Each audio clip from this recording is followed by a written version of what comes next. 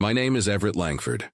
I'm 42 years old, and I work as an operations manager at a logistics company in Greenville, South Carolina. I've always been meticulous about finances, spreadsheets, budgets, savings plans. That's how I operate. I don't throw money around, and I don't make emotional decisions when it comes to my bank account, or at least, I didn't think I did. For 2 years, I was with Lana Prescott. She was 29, a freelance designer trying to make it in a competitive market. When we met in February 2022, she had just left a corporate gig to pursue her own clients. She had talent, no question about that, but talent doesn't always pay the bills on time. And that's where I came in. At first, it was small stuff. Dinner here, gas money there. Then it became rent, then equipment, a new laptop because hers couldn't handle the rendering software. A camera upgrade because clients expect portfolio quality shots now. I paid for it all, not because she asked aggressively, but because she made it sound like an investment. In us, in her future, in our future. I'm not a fool, or at least I didn't think I was. If you enjoy stories of cold-blooded revenge and gripping plot twists, like this video and subscribe to the channel now. There are brand new, unreleased stories here every day, each one more intense than the last. Things started to shift around March 2024. Lana became distant. She'd laugh at her phone in the other room. She'd take calls on the balcony. She'd say she was working late, but come home smelling like gym soap and energy drinks. I didn't panic. I observed. That's what I do. I wait, I assess, I document. She joined a new gym in April, said it helped her focus, said the endorphins cleared her creative blocks. Fine, I didn't mind. Then she started mentioning this guy, Derek, her personal trainer. He's so motivating, she'd say. He really gets the mental side of fitness. I nodded. I smiled. I didn't react. But I noticed. Then, in early July 2024, she came to me with a proposal. She said she'd been invited to a creative retreat in Tulum, Mexico, a week-long intensive with other designers, workshops, networking, inspiration. She said it could change everything for her career. She said it was expensive but worth it. She asked if I could help cover it. I said yes. I always said yes. She kissed me, thanked me, promised it would all pay off. I watched her book the flights on her laptop that night, sitting on my couch, using my credit card. She didn't try to hide it. Why would she? I'd given her the additional card months ago. She had access to my account, my limit, my trust. I went to bed that night feeling nothing, not anger, not suspicion, just aware. 3 days before the trip, on a Tuesday morning in early September 2024, I got a notification on my phone. A charge from an international booking site. 2 round-trip tickets to Tulum. A beachfront suite at a boutique hotel. Couples massage package. Dinner reservation for 2 at a restaurant I'd never heard of. And the name on the reservation wasn't mine. It was Derek H. I sat in my car in the parking lot of a grocery store, staring at my phone. The charge had gone through on my card. My name was on the billing address. My money had just paid for my fiancée to take another man on a romantic vacation. I didn't call her. I didn't text. I didn't confront her when I got home that night. I just smiled, asked how her day was, watched her lie to my face about how excited she was for the retreat, and I started building my file. I pulled up every transaction from the last 6 months, every Uber to his part of town, every dinner she said was with a client but had no work to show for. Every charge at hotels I didn't recognize. I screenshotted everything. I synced the GPS history from the tablet we shared for grocery lists and errands. Turns out, she'd been visiting his apartment 3 times a week. I saved the messages that were automatically backed up to my iCloud. Turns out when you share an Apple ID for convenience, you share everything. Can't wait to finally be somewhere with just us. He'll never know. This is going to be perfect. I read every word. I didn't feel hurt. I felt methodical. I contacted my bank manager, explained the situation, asked what my options were. He walked me through filing a fraud report for unauthorized use of credit. Technically, she had permission to use the card, but not for this, not for someone else. not without my knowledge of the full scope. I called my lawyer, old friend from college. He listened. He didn't judge. He just asked, "What do you want to happen?" I said, "I want her to regret it." Not because I yelled. Not because I made a scene. I want her to feel what I felt. But worse. He smiled. "Let's get to work." He explained the legal angle. Technically, she has permission to use the card. But using it to fund a trip for another man without your knowledge? That's intent to defraud. We can argue unauthorized use for the benefit of a third party. It's a solid case. I didn't sleep much those next 2 days. Not because I was emotional. Because I was busy. I printed every receipt. Every text. Every GPS ping. I organized them chronologically in a binder with tabs. Transportation. Lodging. Communications. Timeline. I labeled everything like I was preparing a quarterly report, because in a way, I was. My lawyer reviewed the file. He whistled low. "This is airtight," he said.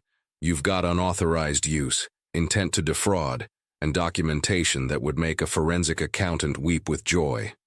"Good," I said. "What's next?" He laid out the steps.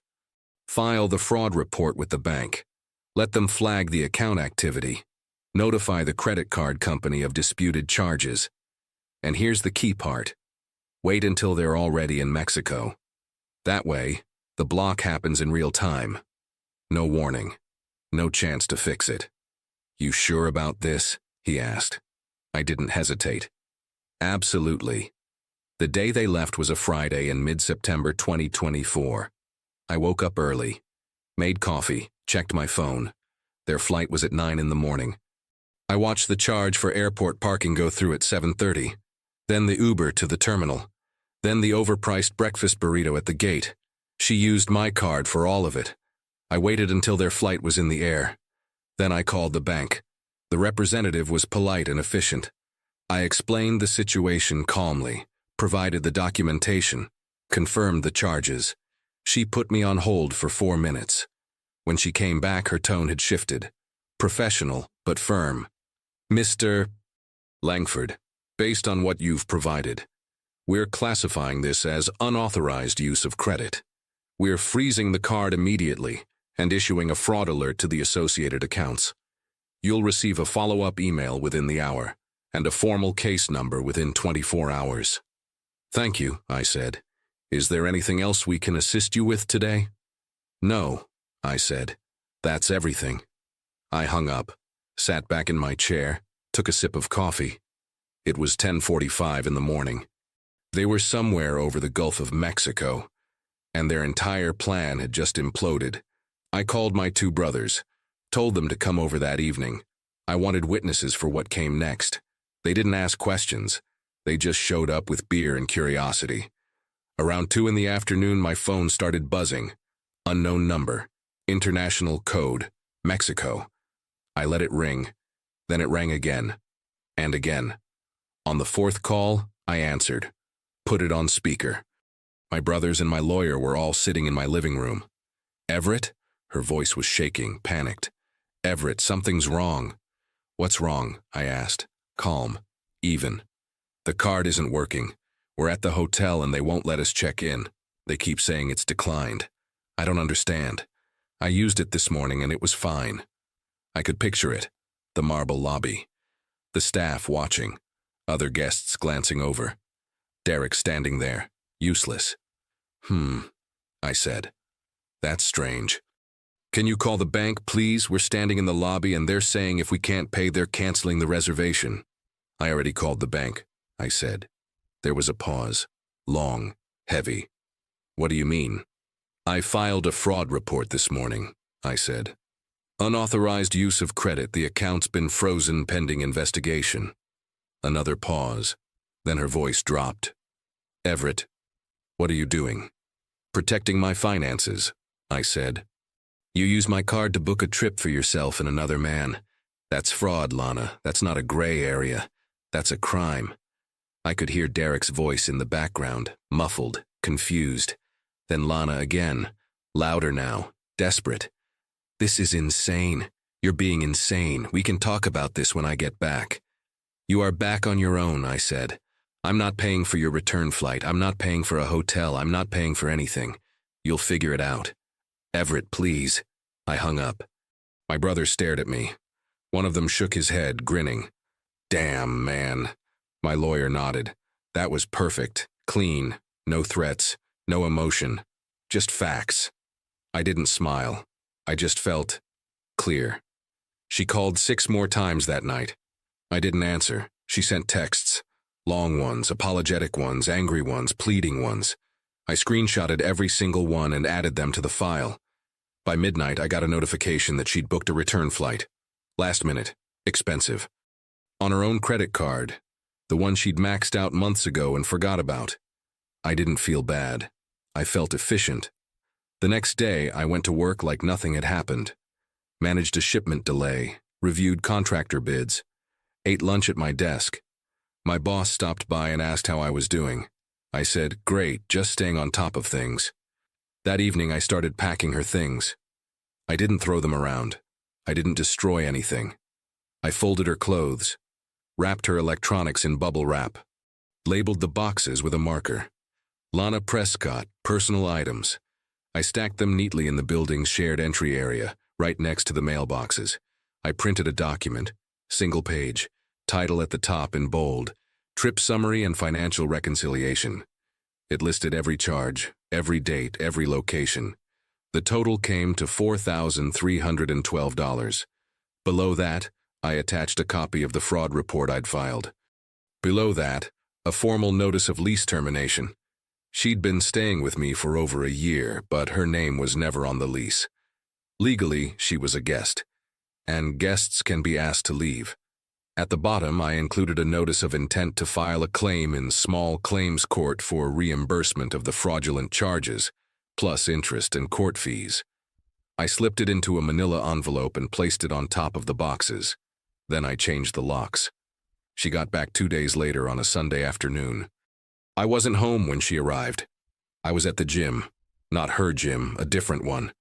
I didn't need to see her reaction. I just needed to know it happened. She called me 17 times that afternoon. I answered on the 18th. "You can't do this," she said. Voice raw, like she'd been crying for hours. "I already did," I said. "Where am I supposed to go?" "That's not my problem anymore." "Everett, I made a mistake. I know I did. But this is cruel." "No," I said. "Cruel would have been doing nothing. Cruel would have been letting you think I didn't know. I gave you honesty. That's more than you gave me." She tried to say something else, but I hung up. I blocked her number after that. Every man faces a moment when his dignity is challenged or his trust is betrayed. The question isn't whether you'll react, but how you'll reclaim your position. True power is the strategy to stay silent, stay grounded, and win without rage. If you feel you need to rebuild some of that strength, or simply want to protect yourself so you're never caught off guard, I left a clear and practical resource in the pinned comment, made specifically to help you deal with situations like this.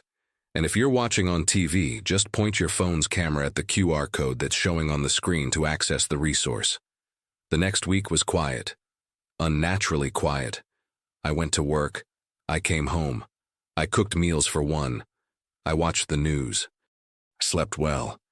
Better than I had in months, actually. No more wondering where she was.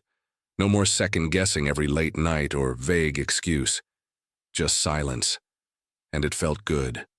My lawyer called me on a Thursday in late September. "She's retained counsel," he said. "Some guy from a strip mall office in Anderson. He sent a letter saying she wants to negotiate a settlement." "Settlement for what?" I asked. "She's the one who committed fraud. She's claiming emotional distress and wrongful eviction," he said. "It's a reach, won't hold up, but they're trying." "Let them try," I said. "We go to court. I want it on record." He paused. "You sure? It'll cost you time and filing fees. We could settle for half and be done." "No," I said. "I want every dollar, and I want her to stand in front of a judge and explain why she thought this was okay." He chuckled. "All right, I'll draft the response." 2 weeks later, in early October 2024, we were in the Greenville County Courthouse, small claims division, nothing dramatic. Just a Tuesday morning, fluorescent lights, plastic chairs, a bailiff who looked half asleep. Lana showed up with her lawyer. She looked different, thinner, tired, hair pulled back in a ponytail instead of the styled waves she used to spend an hour on. She didn't look at me when she walked in, just stared straight ahead. The judge was a woman in her mid-50s. She looked like she'd seen every version of this story before. When my lawyer presented the evidence, the receipts, the GPS logs, the text messages, the fraud report from the bank, she didn't react, just flipped through the pages methodically. Then she looked at Lana. "Ms. Prescott, do you dispute any of these charges?" Lana's lawyer leaned over and whispered something. She shook her head. "No, Your Honor, but I was under the impression that I had permission to use the card." "For personal expenses shared with Mr. Langford?" the judge asked. "Yes." "And did this trip to Mexico qualify as a shared expense with Mr. Langford?" Silence. The judge waited. Then she looked down at the file again. "It says here the reservation was made in the name of a Derek Hollins. Is that correct?" "Yes, Your Honor," Lana said quietly. "And who is Derek Hollins?" "A friend." "A friend you took on a romantic vacation using Mr. Langford's credit card?" Lana's lawyer shifted in his seat. "Your Honor, my client made a lapse in judgment, but—" The judge held up a hand. "I've heard enough." She looked at me. "Mr. Langford, you're seeking full reimbursement of $4,312, plus court costs and interest. Is that correct?" "Yes, Your Honor," I said. She nodded. "Granted. Ms. Prescott, you have 90 days to remit payment in full. If you fail to comply, a wage garnishment order will be issued. This court finds in favor of the plaintiff." She banged the gavel. It was over in less than 15 minutes. Lana walked out without looking back. Her lawyer muttered something about an appeal, but we both knew it wouldn't happen. There was no defense. Outside the courthouse, my lawyer shook my hand. "Clean win," he said. "You handled that perfectly." "Thanks," I said. "You feel good?" I thought about it. "I feel even." And I did. I didn't hear from Lana after that. No calls, no texts, no apologies, just silence. But I heard things. Small-town gossip moves fast, especially in professional circles. Derek stopped training at the gym. Word was, his contract wasn't renewed. Turns out, when your name gets attached to a fraud case, even as a third party, people start asking questions. Gyms don't like questions, especially not the kind that involve romantic entanglements with paying clients. Lana's freelance work dried up. She'd been part of a local designers collective, a group that networked and referred clients to each other. But after the court case, her name started circulating in a different way, not as a creative talent, as someone who couldn't be trusted, someone who made poor decisions, someone whose personal drama spilled into professional spaces. Her Instagram, which used to be full of portfolio shots and inspirational quotes about entrepreneurship, went quiet, then private, then deleted. I didn't follow her accounts anymore, but mutual acquaintances would mention things in passing. "Hey, did you hear Lana moved back to Colombia?" Or, "I heard she's working retail now just to get by." I didn't feel satisfaction hearing that. I didn't feel vindicated. I just felt distant, like it was someone else's story. A month after the court date in early November 2024, I got a message on LinkedIn. It was from a woman I didn't recognize. The message was short. "Hi, Everett. You don't know me, but I'm a friend of Lana's. She asked me to reach out. She wanted you to know she's sorry. She knows she messed up. She's not asking for forgiveness. She just wanted you to hear it." I stared at the message for a long time. Then I deleted it. I didn't respond. There was nothing to say. Sorry doesn't refund $4,000. Sorry doesn't undo betrayal. Sorry is just a word people use when they've run out of options. I moved on. I started going to a new coffee shop on the weekends, a small place near downtown with good espresso and quiet corners. I brought a book, sat by the window, watched people walk by. It felt good to just exist without wondering what someone else was doing behind my back. I reconnected with old friends, Guys I used to grab drinks with before Lana started monopolizing my weekends with her events and networking brunches. We played poker, watched football, talked about nothing important. It was exactly what I needed. I also got promoted at work in late November 2024, not because of some dramatic revenge-fueled productivity surge, just because I'd been doing good work for years, and my boss finally noticed. I took on a regional role, more responsibility, better pay. I moved into a bigger apartment, 2 bedrooms, 1 for me, 1 for an office. No ghosts in the closets. I didn't date for a while, didn't feel the need.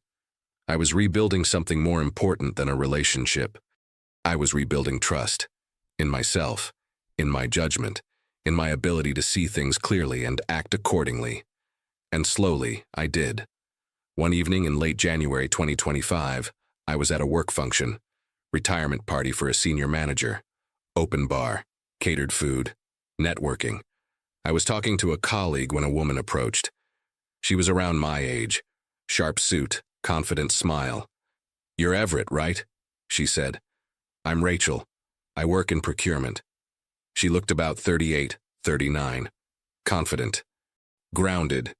We talked for 20 minutes about logistics, about supply chain disruptions, about the best breweries in Greenville. It was easy, natural, no red flags, no weird vibes, just conversation. At the end of the night, she handed me her card. "If you ever want to grab coffee and talk shop, let me know." I smiled. I will. And I meant it. I didn't think about Lana that night, or the next day, or the week after. She was a chapter that had closed. Not with a dramatic ending. Not with fireworks or rage, just with a quiet final click. And I was fine with that. Because revenge isn't always loud. Sometimes it's just the sound of a door locking behind you, and the knowledge that the person on the other side will never get back in. Rachel and I started meeting for coffee, once a week at first, then twice. Then it became dinners. Nothing rushed, nothing forced. Just 2 people who enjoyed each other's company and didn't need to perform or pretend. She knew about Lana. Not because I volunteered the story, but because Greenville isn't that big. Someone at work had mentioned it in passing. Rachel brought it up casually one evening in March 2025 over Thai food. "I heard you went through something rough last year," she said. "You don't have to talk about it if you don't want to." I appreciated that. "It's over," I said, "and I'm good." She nodded. Didn't press, didn't ask for details, just moved the conversation forward. That's when I knew she was different. But there were moments, small ones, when I'd catch myself hesitating, wondering if I could really trust someone again, if I was reading things right, if history would repeat. One night, she noticed. "You okay?" she asked. I thought about lying, but I didn't. "Just making sure I'm not missing something," I said. She didn't get defensive, she just smiled. "Good. You should be careful. That's smart. But I'm not her." And she wasn't. We'd been seeing each other for about 2 months when I got an email in late March. It was from the county court system. Subject line: "Payment received, case closed." Lana had paid, every dollar, with interest, right on time before the 90-day deadline. I stared at the email for a minute, then I archived it. Didn't celebrate, didn't call anyone. Just closed my laptop and went back to watching a game on TV. It was done. Fully. Completely. And I could finally let it go. Around that same time, I heard through a mutual connection that Derek had left South Carolina entirely. Moved to Florida, started over. No social media presence, no online portfolio. Just gone. I didn't care enough to verify. He was irrelevant. As for Lana, the last I heard, she'd taken a corporate job again. Some marketing firm in Colombia. Steady paycheck, health insurance. The kind of stability she used to say was creatively suffocating. I wondered if she thought differently about that now. But I didn't wonder for long. By late spring 2025, Rachel and I were serious. We'd started talking about the future, not in vague terms, but in real ones. Where we wanted to live. What kind of life we wanted to build. She was straightforward, honest, she paid her own bills. She didn't play games. She didn't make me guess what she was thinking. One night in May, we were at her place. She was cooking pasta. I was setting the table. And she said something that stuck with me. "You know what I like about you?" she said. "What?" "You don't carry baggage. You dealt with your stuff and moved on. A lot of people can't do that. They stay bitter. They stay stuck. But you didn't." I thought about that. "I didn't have a choice," I said. "Staying angry wasn't going to fix anything. I wanted my life back, so I took it back." She smiled. "That's exactly what I mean." And she was right. I didn't carry it. I didn't let Lana's betrayal define me or make me cynical. I didn't close myself off or assume every woman would do the same thing. I just became more careful, more aware, more selective about who I let into my life. That summer in June 2025, I got another promotion. This time, a director-level position. It came with a significant raise and the option to relocate to Charlotte if I wanted. I considered it. Talked it over with Rachel. We decided to stay in Greenville. We liked the pace, the people, the life we were building. I bought a house in July, 3 bedrooms, quiet neighborhood, backyard with a grill and space for a garden. Rachel moved in 2 months later in early September. Not because I asked, because we both agreed it made sense. We didn't make a big deal out of it. No engagement yet, no rush, just 2 people building something real, something stable, something that didn't require fraud reports or court dates. One Saturday afternoon in mid-October 2025, I was at Home Depot picking up lumber for a deck project. I turned down an aisle and saw her, Lana. She was standing near the paint section, holding a color swatch up to the light. She looked older, not in years but in weight, like life had worn her down. For a split second, we made eye contact. She froze. I didn't. I nodded, polite, neutral. Then I kept walking. She didn't follow, didn't call out, didn't try to say anything. And I didn't look back. Later that evening, Rachel asked me how my day was. "Good," I said. Got the lumber, started cutting the frame. "Anything else happen?" she asked. I thought about lying or omitting, but I didn't. I ran into Lana at the hardware store. Rachel looked up from her book. "Yeah? How'd that go?" "It didn't," I said. We saw each other. I nodded. That was it. "How'd you feel?" I thought about it. Really thought about it. "Nothing," I said. I didn't feel anything. Rachel smiled. "Good." And it was. Because that's the thing about revenge. Real revenge isn't about destruction, it's about indifference. It's about getting to a place where the person who hurt you doesn't matter anymore.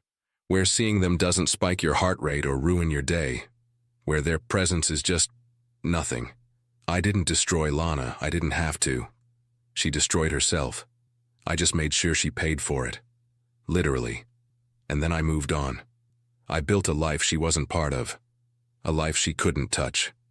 A life that was better, quieter, and more fulfilling than anything I'd had with her.